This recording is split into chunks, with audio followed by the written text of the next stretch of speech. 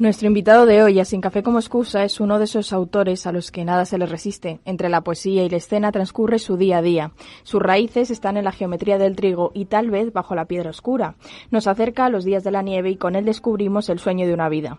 En los últimos 2 años embeleza al respetable con todas las noches de un día. Poco más hay que decir del último Premio Nacional de Literatura Dramática, Alberto Conejero. Bienvenido a Terón y Cuenta Nueva. ¿Qué tal? ¿Cómo estáis? ¿Qué tal?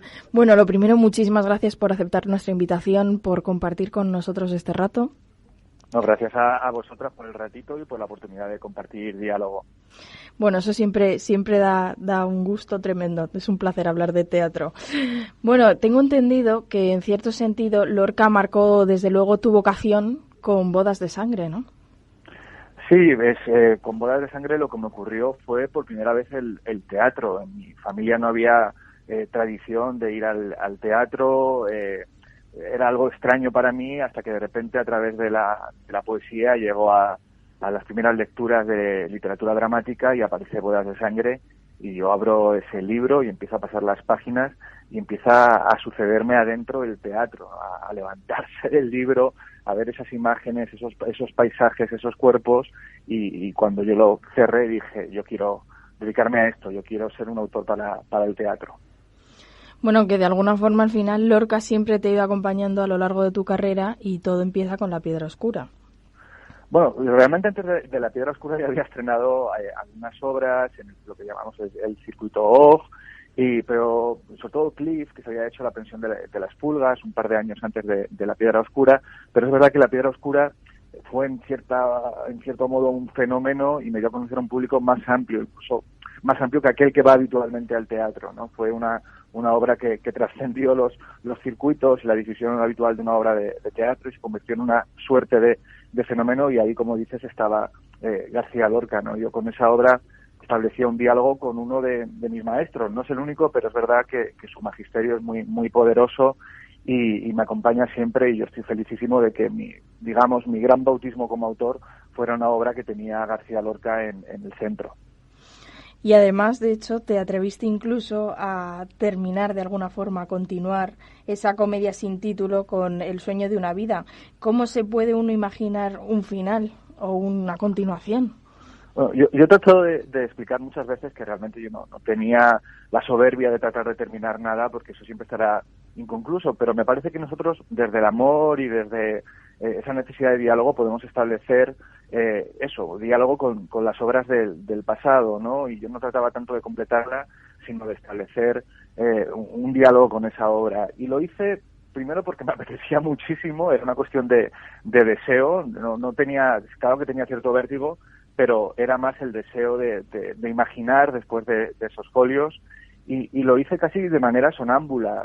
Fue una escritura bastante, digamos, silvestre, en la que yo no tenía miedo de qué me van a decir, qué va a ocurrir con esto. Escribía porque tenía el deseo de imaginar después de. Y yo creo que imaginar nunca es innecesario. No, desde luego que no. De hecho, es un placer, ¿no? Poder meterse entre esas páginas. Bueno, entramos ya ahora en las 2 últimas obras. Empezamos por La geometría del trigo, que, bueno, es una obra que ha resultado ser una de las más reconocidas y, desde luego, premiadas, por la que has obtenido este Premio Nacional de Literatura Dramática, que es un obrón, poco más se puede decir, la verdad. Muchísimas gracias. Pues esta obra, La geometría del trigo, es la primera que dirijo, además, en solitario. Es una obra que nace de un recuerdo de mi madre y además es una obra que, además de escribirla y dirigirla, la he producido yo. O sea que el compromiso con esta pieza ha sido absoluto. Es ocupar el teatro desde otros lugares y cada vez que tiene un gran o pequeño reconocimiento, yo digo, bueno, no estaba tan equivocado, ni yo ni el grupo de actores y actrices que me ha acompañado en estos ya casi 3 años de camino que tiene la función. Bueno, es que desde luego hay proyectos que no se pueden dejar, ¿no? Que al final tiene uno como la necesidad de acompañarlos hasta el final. Claro, La geometría del trigo ningún productor se interesaba, ninguna productora, nadie quería llevarla a escena, ni La geometría del trigo, ni ningún otro texto, porque a veces cuando uno tiene suerte con un proyecto o con un par de proyectos, se genera la idea de que, bueno, este autor, esta autora ya puede estrenar sin problemas. Eso no es así. Estrenar es siempre un milagro que nos acontece a los autores y autoras vivas y vivos, entonces La geometría del trigo, yo no quería esperar a que llamar a más puertas que se me cerraran. Dije, pues adelante, con mi tiempo, capitalizando mi fuerza, mis ahorros y también la confianza de los 6 actores. Dije, adelante, porque la necesito hacer. Y la geometría del trigo nace de ese deseo y de esa necesidad de contar la historia. Y bueno, pues parece que el público nos está dando la razón. Bueno, es verdad que esta historia nace de algo que te cuenta tu madre, ¿no? De un recuerdo que al final parece mentira cómo se acaba haciendo propio. Sí, porque además el recuerdo inventa. Cada vez que recordamos algo, en parte lo inventamos, ¿no? Todo recuerdo es relato y todo recuerdo tiene su propia, yo creo que tiene su vida autónoma, ¿no? Que no somos dueños de nuestros recuerdos. Y ese recuerdo de mi madre se alojó en mí y ahí empezó a crecer, a transformarse y a obedecer y yo tenía que obedecer a ese recuerdo y darle forma teatral y así ha sido.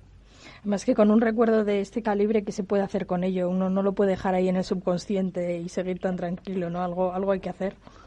Bueno, yo he comprendido el sentido de por qué mi madre compartió eso conmigo haciendo la obra de teatro. Yo creo que esa historia necesitaba ser contada, que esa historia ha encontrado las personas, la cadena, para poder ser contada, ¿no? Hay historias tan poderosas que reclaman los cuerpos y dicen, dadme forma teatral o un poema o una película. Y en este caso, desde que esa historia le aconteció a mi madre fue testigo de esa historia, ha buscado el tiempo y el modo de ser compartida y al final lo ha logrado. Me parece muy bonita la definición que haces de esta obra, que dices que es un intento de empezar de nuevo y de seguir juntos, que realmente es lo que es, ¿no? Sí, bueno, yo creo que el teatro es uno de los pocos espacios donde aún ponemos los cuerpos juntos, o sea, donde nos juntamos hombres y mujeres en un tiempo y espacio a tratar de estar en la misma escucha, lo que es rarísimo en este tiempo de ruido, y a movernos a la vez, es decir, a conmovernos, ¿no? A mover las emociones a la vez, y eso siempre debería ser el teatro, y esta obra además habla del cuidado del vínculo, ¿no? Siempre hay un vínculo con los que hemos amado, con los que nos han amado, y yo creo que siempre estamos a tiempo de protegerlo. Incluso cuando ese vínculo parece roto del todo, creo que estamos a tiempo de protegerlo. Por suerte sí. Bueno, en tu opinión además has llegado a decir que estamos viviendo una edad dorada del teatro español. ¿Qué rasgos crees que está teniendo esta época teatral que vivimos? Bueno, yo creo que es importante hablar de las condiciones muy precarias de la profesión, y tanto paro en los intérpretes, tantos autores y autoras y directoras que no pueden llegar a estrenar, y aún así yo creo que hay un desborde de talento, hay muchísimo talento. Esto tiene que ver con una educación pública que ha permitido que muchos hombres y mujeres accedieran a la literatura, accedieran a la ciencia, accedieran a una formación. Esto tiene que ver con la dignificación de las enseñanzas artísticas, que uno pueda tener un grado en dirección de escena o dramaturgia o en teatro musical. Y tiene que ver también con la necesidad de seguir compartiendo historias, ¿no? Y yo creo que todo eso ha formado un tornadizo que ha permitido una eclosión hablo más desde mi campo de trabajo, sobre todo de autores y autoras, y tenemos de verdad digo generación, pero que en realidad puede ir desde un Santi Sinisterra, que es un poquitito más mayor que nosotros, a una María Velasco, y digo generación porque en realidad es una órbita de autores y autoras, no tiene que ver con la edad, que estamos escribiendo ahora para el teatro, y yo creo que hay cosas maravillosas que se están haciendo ahora. ¿Crees que a veces los dramaturgos en cierta forma sois invisibles? Yo no me puedo quejar, quizá yo sea de los dramaturgos que tiene más fortuna por el abrazo del público, también a veces de los medios, ¿no? Pero eso es muy excepcional. Yo no soy la norma de nada, y realmente también, claro, mi nombre pues es muy desconocido fuera del ámbito teatral, pero pensemos, por ejemplo, los guionistas de las grandes series que todo el mundo ve, millones de personas, les preguntas por el nombre de los guionistas y no te lo saben decir. Ocurre igual con el cine, ¿no? Donde de repente no son invitados los guionistas, incluso a la gala de los Goya. Hay algo de invisibilización de aquellos y aquellas que imaginamos las historias y las escribimos, no solo en el teatro. Si es la industria audiovisual con toda su potencia y los guionistas son invisibles ahí, que no seremos los dramaturgos y dramaturgas, ¿no? Que el espacio teatral es más chiquito. Es Es cierto. Bueno, una de tus obras, que son Los días de la nieve, da voz a Josefina Manresa, que es la viuda de Miguel Hernández. Es increíble cómo se da voz de repente a alguien que nunca la ha tenido, ¿verdad? El encuentro con Josefina Manresa ha sido otro de los regalos del teatro. Yo leí sus memorias, me pareció un libro excepcional, de una poesía honda y sencilla, y a través de ella yo he hecho ese ejercicio de imaginación moral que siempre nos permite el teatro, de empatía.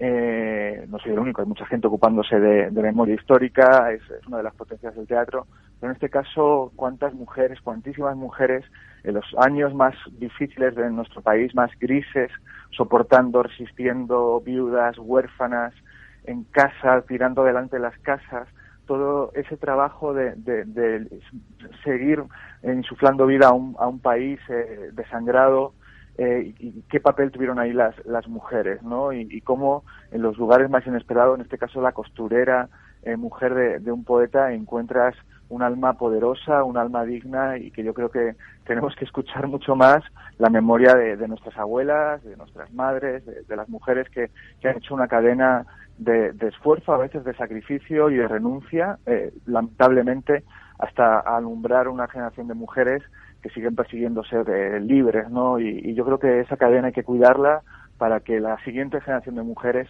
por fin, ojalá, amanezca en un país donde no haya desigualdad, ojalá. Desde luego que sin memoria no vamos a ningún sitio. Bueno, porque la memoria también tiene una función de vigilancia, ¿no? No solo de recuerdos, sino de vigilancia. La memoria establece siempre una luz sobre aquello que puede volver a pasarnos, ¿no? Porque el pasado siempre está sucediendo, el pasado no es un animal disecado, es un animal muy fiero y siempre puede abalanzarse sobre nosotros otra vez. Y la memoria nos recuerda que tenemos que estar alerta, que fíjate lo que ocurrió en Alemania en apenas 30 años o 20 años, ¿no? Entre la Primera Guerra y la Segunda, cuánto horror se puede amasar tan rápido, ¿no? Y la memoria es importante para tratar de que no se repita. Bueno, además esta historia, además de ser la historia de una superación, desde luego, es una historia de amor en la sombra, ¿no? En la distancia.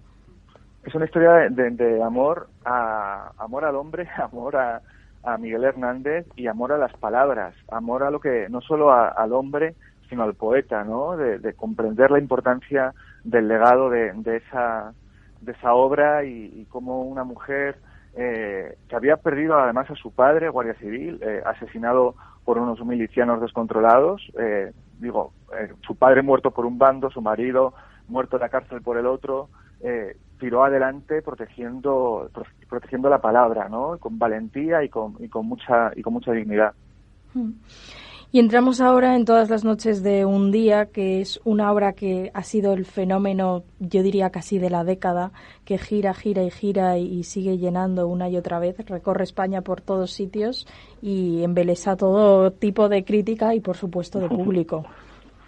Bueno, pues eso es un pequeño milagro, porque no es una obra sencilla de estructura. Bajo una apariencia de melodrama hay una estructura desordenada, una estructura y formas de diálogo de la escritura escénica contemporánea, y una obra de temática que, bueno, no tan amable, y ha sido un pequeño milagro que una obra así llegue a un circuito más amplio, más popular, que vayamos a hacer 200 funciones en 2 años, y sobre todo que Carmelo Gómez y Ana Torrent estén en ese invernadero desde hace 2 años comprometidos con la función, y es un milagro que se debe a Luis Luque, que se debe a Carmelo y a Ana y a la productora, que ha apostado por el texto de un autor vivo, y que de repente, bueno, pues hemos llenado teatros durante 2 años, ahora estamos en el Bellas Artes, y creo que es razón para celebrar, ¿no? Y sobre todo la confianza en que siempre hay un público que necesita otro tipo de teatro, y hay que confiar en que las comedias son estupendas. Yo adoro la comedia, adoro también un teatro de entretenimiento, pero yo creo que el público sigue necesitando también un teatro poético y un teatro con una inflamación del verbo y de una vida encendida, y el caso de Toda la noche de un día lo confirma. Desde luego que sí, es una obra que desde luego algo tiene, porque apela a todo tipo de público.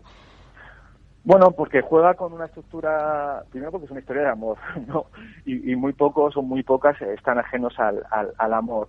Es una historia de un amor casi ya imposible en nuestros tiempos líquidos, de repente un amor tan extremado, y hay algo ahí de volver a reconectar con una emoción. Y siempre el mundo, en este caso un invernadero, el mundo vegetal, el mundo del misterio botánico, yo creo que es seductor, y quizá eso explique la diversidad del público. Yo he de decir que es una obra que creo que traspasa tanto, o sea, uno está sentado en el patio de butacas y siente cómo le traspasa a sí mismo y a los que tiene alrededor.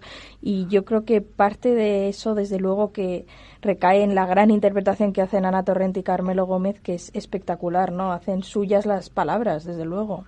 Esta obra se podría haber convertido en algo insoportable, en algo de exceso literario barroco, si no hubiera tenido a esos dos grandes intérpretes que le dan sangre, le dan lágrimas, le dan carne, le dan sudor, lo convierten en materia inflamable. Y esa es la fragilidad y la potencia del texto teatral. Esta obra, sin dos grandes actores, hubiera sido un batacazo. Pero por fortuna Luis hizo el equipo perfecto, y yo creo que cuando estás sentado tan cerquita de Carmelo y Ana, y esas palabras que llegan desde un lugar habitado, desde un lugar humano, y no son literatura, ¿no? Son teatro, y yo creo que el patio de butacas lo percibe. Carmelo Gómez dice que toda la acción realmente está en las palabras. ¿Cuánto pesa una palabra? Bueno, yo creo que Carmelo Gómez es muy exagerado a veces, pero creo que hay algo que se mueve también. Es verdad que es una palabra poética, es una palabra de cierta densidad matérica, pero hay algo en cómo ellos hacen los silencios. De repente, cuando la palabra se calla en todas las noches de un día y están esos dos cuerpos ahí en el invernadero, algo muy potente funciona. Carmelo es muy generoso también para conmigo y con el texto, pero yo creo que en todas las noches de un día lo que más hay, más que palabras, teatro, y hay teatro porque están ellos dos en el centro de todo. Desde luego que esta es una de esas funciones donde uno ve que los silencios en el teatro importan y mucho. Bueno, es que nosotros, en ese sentido, los dramaturgos somos parecidos a los músicos. El silencio es parte fundamental de la música, ¿no? Y cuidar su elocuencia. Por eso una de nuestras acotaciones más habituales es o pausa breve, o silencio largo. Toda esa manera de administrar aquello que está... Porque cuando tú callas la palabra, algo estalla dentro de ella. Y algo está ya en la siguiente, ¿no? Porque de repente ese silencio apela a la elocuencia de lo no dicho, porque nosotros no somos solo las palabras que decimos, sino las palabras que callamos. Y en el teatro muchas veces somos aún más las palabras que callamos. Es ahí precisamente donde se produce esa comunión, ¿no? El hecho teatral, ese pacto tácito en el que todo el mundo atento se queda completamente impresionado y atento a esos silencios, que parece muy curioso, ¿no? Si uno lo viese desde fuera y no forma parte de ellos, sí. Es difícil por las toses, por los móviles. Bueno, de verdad creo que tenemos que plantearnos la relación que tenemos con el silencio y con la escucha. Hay mucho ruido y yo creo que que tenemos que volver a acostumbrarnos al silencio y a educarnos de nuevo para el teatro y para el cine, porque la verdad conseguir ese silencio es tarea ardua a veces. Bueno, y la escucha, ¿no? La atención. Estamos ahora sí. en pelear por la atención. Dispersos, fragmentados, con 1000 estímulos, somos yonkis del estímulo, ¿no? Si no tenemos notificaciones de todo tipo, parece que estuviéramos huérfanos de algo que nos faltara. De eso también habla de Todas las noches de un día, de la importancia de volver a cultivar el silencio. Y efectivamente, a cultivar el silencio, la cercanía. Yo creo que esta obra, si hay algo que lo define, o sea, a mí me dijesen que la tengo que definir con una palabra, sería belleza. Algo con lo que casi no podríamos vivir sin ello. Bueno, yo creo que es una belleza peligrosa, que es una belleza catastrófica, ¿no? Que es una belleza que nos asoma también a lugares oscuros de nosotros, pero es verdad que es una obra que habla de ese doble filo de la belleza, ¿no? La belleza como un lugar de sublime y también la belleza como un lugar de naufragio. De esas dos cosas habla Todas las noches de un día. Y además decíamos al principio lo que es realmente, que es por lo que posiblemente traspasa tanto, que es una historia de amor eterno, de ese que te acompaña más allá incluso de la muerte. Sí, es una historia, primero, de poner al hombre en el sitio del cuidador, ¿no? El personaje de Samuel, que interpreta a Carmelo, es un gran cuidador, ¿no? Alguien que elige estar en la vida en el cuidado, no solo del invernadero, sino también de Silvia. Y luego dijo aquel que toda historia de amor es una historia de fantasmas. Pues es una historia de amor y de fantasmas. ¿Tu teatro crees que realmente es un teatro de vivencias y emociones? Yo no quiero ser cínico, no quiero ser... no quiero regatear las emociones. No estoy en este lado de la vida donde la emoción es algo superfluo o algo ridículo. Creo que eso nos lo han metido en la cabeza ciertos sistemas para buscar la individualización y la insolidaridad. Yo creo en la emoción profundamente y creo que no hay conocimiento sin emoción. Creo que uno aprende cuando se emociona y cuando se interesa y cuando está vinculado desde un lugar sentimental con las cosas. Entonces, mi teatro, si lo acusan de sentimental, a mí me parece estupendo, porque creo que necesitamos la emoción, que no andamos sobrados. No, desde luego, yo creo que se dice que es emocional, pero en el mejor de los sentidos, ¿no? En el sentido ese de que cala, de que ya es algo que, sí. También que se extraña tanto. Hay gente que le parece en exceso sentimental, pero es que yo no soy un autor cínico, ni quiero serlo. Bueno, desde luego que sin emoción no aprendemos, me parece una de las grandes lecciones. Y además este año, por cierto, has sido nombrado director del Festival de Otoño, sí. Uno de los grandes eventos teatrales. ¿Qué crees que es lo que necesita? Porque poco a poco ha ido creciendo y yo creo que cada vez tiene más público. Bueno, el Festival de Otoño en parte tiene una pequeña crisis o gran crisis de identidad, ¿no? Porque fue una ventana del teatro internacional, pero luego ha habido otros teatros, por fortuna, que han abierto más ventanas a la escena internacional. Yo creo que el Festival de Otoño, ante todo, debe volver a ser un festival, es decir, no ser un ciclo de teatro, salir más allá de las artes escénicas, descentralizarse. Es un festival de la Comunidad de Madrid, no solo de Madrid capital, establecer un diálogo más intenso con la danza, con la pintura, con la poesía, con la música, y bueno, que vuelva a ser un festival de todas y todos, que lo es, pero ahondar en eso. Y bueno, yo creo que ahí estamos trabajando ya duro en la programación de este año. Trataré de los objetivos que me marqué cuando acepté el encargo, irlos implementando año a año y que a la gente le guste el festival y que lo haga suyo. Ojalá, ese es el deseo, para eso estamos trabajando. Ojalá, y esperamos verlo. Además, sí, no quería dejar de lado que, además de ser un gran dramaturgo, escribes poesía. ¿La poesía nos hace mejores? Bueno, quizá la poesía impide que seamos peores. No sé si nos hace mejores, pero impide que seamos peores. La poesía es un reservorio de lo humano. Yo estoy a puntito. La semana que viene sale mi segundo poemario, ya llega a la librería, se llama En esta casa, y lo publica Letra Versal. Y para mí es un momento de mucha emoción, de mucha inquietud y alegría de compartir después del primer poemario este segundo, después de 4 años. Y yo no considero que haya dejado nunca de escribir poesía, aun cuando escribo teatro. Pero cuando estoy, digamos, en la forma poética pura, en el poemario, bueno, pues me reencuentro con mi voz, digamos, más genuina, o que yo reconozco más propia, más íntima, y con mucha expectación estoy a ver qué ocurre con este segundo poemario. ¿Crees que hay cosas que solo la poesía puede llegar a expresar? Yo creo que hay cosas a las que inexpresables, que nunca se pueden expresar, pero que la poesía nos pone al límite de ellas. Nos asoma a lo que no se puede decir. Y yo creo que por eso es fundamental, ¿no? Porque la poesía no se ocupa de lo que es fácilmente decible, sino de aquello que quizás nunca podremos decir, pero que está ahí. ¿Qué crees que tiene el teatro de poesía o la poesía de teatro? ¿Cuál es el nudo gordiano que los une? Bueno, es que el teatro siempre, dice Aristóteles en la poética, que el lenguaje tiene que estar tratado poéticamente, ¿no? En estilo sublime, dice exactamente Aristóteles en la poética. Yo creo que la palabra teatral no puede ser una palabra cotidiana, tiene que ser una palabra extraordinaria, una palabra inflamada, una palabra incendiada, y eso lo tiene en común con la poesía. ¿Crees que hacer teatro es una misión de locos o de santos? Bueno, y de criminales y de inconscientes también. Bueno, hay que tener la vocación muy bien, hay que estar muy seguro de una vocación para hacer teatro. Eso lo dice Treplev en La Gaviota: cuando pienso en mi vocación no temo la vida, aun siendo tan dura esta profesión a veces. Sí, es verdad, pero bueno, yo creo que hay un punto en el que todo compensa, ¿no? A ratitos, sí. Cuando compensa muchísimo, sí. Bueno, Alberto Conejero, antes de despedirte, a todos nuestros invitados les proponemos, ya que nuestra sección se llama Sin café como excusa, que nos digan con qué persona o personaje, puede ser real o hipotético, se tomarían un café sin dudarlo. Con Stephen Sondheim, con el compositor de musicales, con el autor de musicales. Sí. Me encantaría poder hablar con él, sí. Desde luego que sí. está muy mayor, pero me gustaría alcanzarle, poder hablar y darle las gracias antes de que se vaya. Me encantaría. Y después de toda esta media hora charlando sobre teatro, para ti, ¿cuál es tu sinónimo de teatro? Vida. Bueno, Alberto Conejero, de verdad, muchísimas gracias por haber charlado con nosotros. Mucha suerte con la salida a las librerías de tu nuevo poemario y con ese próximo y continua gira de Todas las noches de un día. Muchas gracias a vosotras y un abrazo cordial. Gracias. Gracias.